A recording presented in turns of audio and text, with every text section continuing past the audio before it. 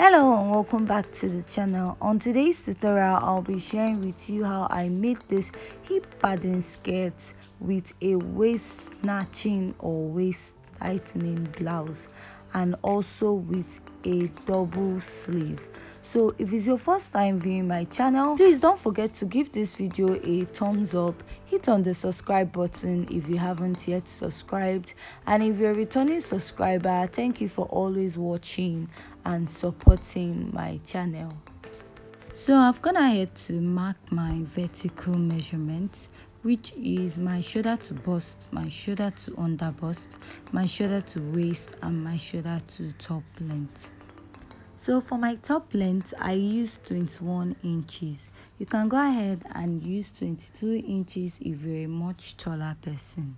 So going over to my neckline, I use the standard 3 by 3 inches neckline. So after doing that, the next thing I did was to mark my shoulder divided by 2, and I added half because I'm going to attach sleeve to this dress. So at that point, I went down by 1 inch and I connected it down for my shoulder slant. So the next thing is my chest line, and to get that is your bust circumference divided by 6 plus 1.5 inches. So what I have here for my chest line is 7 inches. So I'm just going to mark it at that point, and I'm going to use my pencil and I'm going to draw a straight line to indicate where my chest line is. So what I'm going to do is that whatever I have at my shoulder part, I'm going to measure it down and I'm going to place it on that chest line. So the reason why I'm doing this is so that my armhole is going to align. So I'm going to place a ruler and draw a straight line. After doing that, I'll go ahead and find the middle of the shoulder, and the middle of the shoulder is 3.5 inches, and from that 3.5 inches I'll be going in by half inch. So the reason why I'm doing this is to draw my armhole curve. So I'm going to connect from the upper part of the shoulder to the half inch and down to my chest line. So after drawing out your armhole, the next step you're going to take is to mark your nipple to nipple or your bust span. So I'm going to be marking 3.5 inches at the under bust, and at the waist I'm going to mark 3.5 inches, and I'm also going to extend it down to the top. And at the bust also I'm going to mark 3.5 inches. And after marking that, the next step is to place your ruler and you're going to connect all those dots or marks that you have made, forming a straight line. So the next step you'll be taking from here right now is to mark your dart intake. At the under bust, you're going to mark 1 inch at the both sides, and at the waistline you're also going to mark 1 inch at both sides, and you're also going to extend that to your top length. Next, I'm going to take my marker and I'm going to connect those lines, drawing a straight line. After drawing out that, the next thing I'll do is to pick up my French curve or my curve ruler. So I'm going to place it touching my bust and my under bust, and I will go ahead and I will draw. So you can also do this if you don't have a French curve. You can go ahead and use a freehand sketch. So I'm also going to do the same thing to the other side of the bust. So after drawing out, the next thing I'm going to do is to use my marker to mark to make it more visible. So for this particular pattern, we are making use of a princess dart. So I'll go ahead to draw my princess dart right now. So the next thing I'm going to do is to connect it to the armhole. So at that my armhole, if you can remember, I divided it into 2, but I'm still going to place my tape and I will still mark that half, which is the middle of my armhole. So the next thing I'm going to do is to connect from my bust side down to that half of my armhole. So after connecting, this is what I have for my princess dart. So I'm still going back to outline this part of my pattern. So before continuing with the princess dart area, I'm going to go ahead and I will mark my body circumference. So at my bust, I'm going to place my tape and I'm going to mark my bust circumference divided by 4, and I'm mark. Then I'll be adding my sewing allowance of 1.5 inches. So you can go ahead and use more allowance for your own pattern or dress.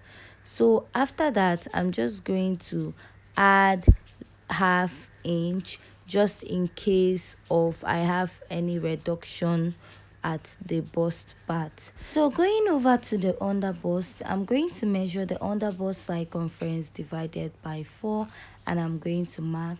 Then I'll measure the dart intake there and I will replace it and go ahead and add 1.5 inches sewing allowance. So going over to the waist, so at this part we'll be paying more attention because we are going to be snatching our waist or tightening our waist at this point. So at my waistline, I'm going to minus 3 inches. So my original waistline is 28, so I'm going to be minusing 28 minus 3. So 28 minus 3, I have 25 inches left.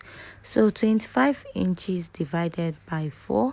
So whatever I have, I'm just going to mark it at my waist length. So whatever I have, I'm going to place it and I'm going to mark it at the waist part of my pattern. So after marking it, I'm going to go ahead and measure the dart intake I have at this point. After measuring it, I'm just going to replace it. Then after marking it, I'll go ahead. I'm going to mark the dart intake we took out plus the sewing allowance on the waistline. So going down to the down part of this pattern, I'm going to go ahead and I'll mark my hip circumference divided by 4, and I'm going to mark. After marking that, I'm going to replace the dart intake. And after replacing the dart intake, the next thing I'm going to do is to mark the sewing allowance, and then I'll go ahead and connect my pattern. So don't be scared if the hip is too far. You're still going to connect the waist. You're going to create a curve at the waistline. So I'll go back and I'm going to outline the pattern I have on top. So after outlining it, the next thing I'm going to do is to take about half inches downwards from that point I marked. After marking that, I'll go ahead and mark another half inch upwards. So after marking this, I'm going to connect it back to the curved line or back to the bust line or princess dart line. So from that part also, I'm going to go down by half inch, and from that half inch I'm going to connect it back to that curve also. After connecting, this is what I have. Then I'll go ahead and use my marker and I'm going to outline so that this pattern will be very visible for you to see. So after outlining, I'm just going to measure what I have at both sides. So I have half inch here, which gives me 1 inch. So at that point, I'll be extending it out by 1 inch. So after extending it out by 1 inch, I'm going to be adding half inch again, making it 1.5 inches in case I have shortage on my pattern. Because if you notice in princess that after drafting it, one part of the princess that is a bit shorter. So the reason why I'm doing this is to avoid that on my pattern. So I'll go ahead and I'm going to measure 1.5 inches at that point. Then I'm going to place my curve ruler and I'm going to connect it back. So after connecting, this is what I have, and I'll go ahead and connect it back to my chest line. So before I place and draw my new armhole, I'm going to make sure it doesn't exceed my bust circumference divided into 4 plus the allowance I have at that point. So I'll go back and place my French curve and I'll connect the armhole. So the next thing I'm going to do from here is to connect back my lines from the bust to the under bust, from the under bust to the waistline, and from the waistline down to the hip point. So I'll connect my armhole. So the next thing I'm going to do is to draw out the neckline for this pattern in front. So for the neckline of this particular pattern, what I'm going to do is at my chest line, I'm going to go in by ½ inch from this part. So I'll go ahead and I'm going to mark that ½ inch at my chest line. So from there, what you'll be doing is to mark how deep you want your neckline to be. So after my bust line, I'm just going to go down with ½ inch. You can as well go down with 1 inch if you like. So after doing this is to connect the dots. So from this part of the armhole, I'm going to connect it to that ½ inch we marked at the bust point. So I'm going to place my French ruler and I'm going to connect. So you can as well use a freehand sketch if you don't have a French curve. After connecting it down to the chest line, what you're going to do right now is to take your straight ruler and you're going to connect it down to that ½ inch you came down by at your bust point this way. After marking it, I'm going to go ahead and use my marker and I'm going to connect the line that I just marked now. So from there, what I'm going to do next is to go down to the lower part of my pattern, and from there I'm going to place my tape and I'm going to measure about 2½ inches. So after measuring that 2½ inches, I'm going to connect it down to the lower part of my front pattern. So with this, my front pattern is ready. So I've labeled the upper part as yoke and I'll go ahead to cut my pattern. So at this point, if you find this tutorial very interesting and educative, don't forget to hit on the subscribe button, give this video a thumbs up, and also leave your comments at the comment section. So after cutting, this is what the front pattern looks like, and we'll go ahead to cut the back pattern. So for my back pattern, I've gone ahead to mark out all my measurements, my shoulder and my armhole, and the neckline I used is 3 inches by 2 inches. So I won't be using a zipper for the back part of my dress. So the next thing I'm going to do is to mark my nipple to nipple, or I'm going to mark my bust span.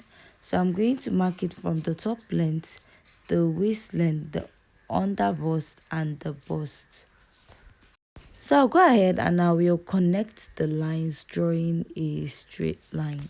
To draw my dart, I'm going to place my tape and I'll mark my shoulder to bust plus 1 inch, and I'm going to mark. Then I'll go down to the lower part of my pattern and I'll mark ½ inch at both sides. After marking ½ inch, I'll place my ruler and I'm going to connect it down to that ½ inch that I marked. Next, we're going to be working on the neckline for the back. So what I'm going to do right now is at the neckline, I'm going to be marking ½ inch at this point. So after marking the ½ inch, I'm going to take my French curve and I'm going to place it and then connect it back to that line, and then I'm going to create a loop for the back. So I'll go ahead and label that as yoke, and at your back you can also create a back tightening at the back if you don't want the yoke area to be too loose. So the next thing I'm going to do right now is to insert my body circumference. So at the bust, I'm going to mark my bust circumference plus 1.5 inches allowance. At the under bust, I'm going to insert the under bust circumference divided by 4 plus I'm going to go ahead and measure this little dart intake here, and I'll replace it. So after marking that, I'll go ahead and mark my sewing allowance. So for the waistline at the back, just like the waistline in the front, we minus 3 inches from the original waistline, and then we divided what our new waistline by 3.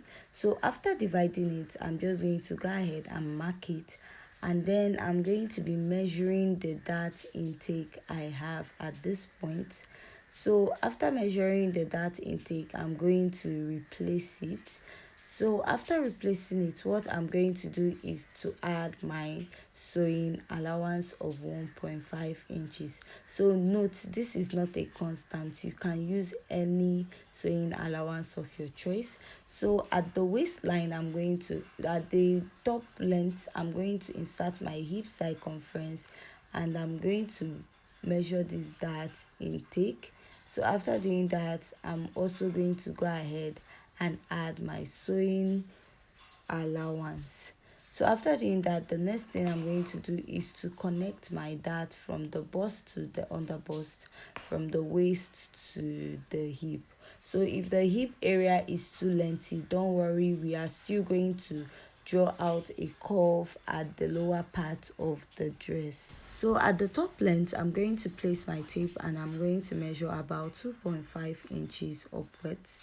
So at this point, I'm just going to place my French curve, and I'm going to connect it down to the top length. And right now, I'm not going to make it too curvy because it's the back pattern. So at this part of my pattern, I'm going to be taking in 2 inches. So I'm going to mark the 2 inches from the beginning to the end of my pattern. So at this part, I'll be creating my lacing bar or my modesty panel at the back of the dress. After marking that down, I'm going to place my ruler, and I'm going to connect, drawing a straight line.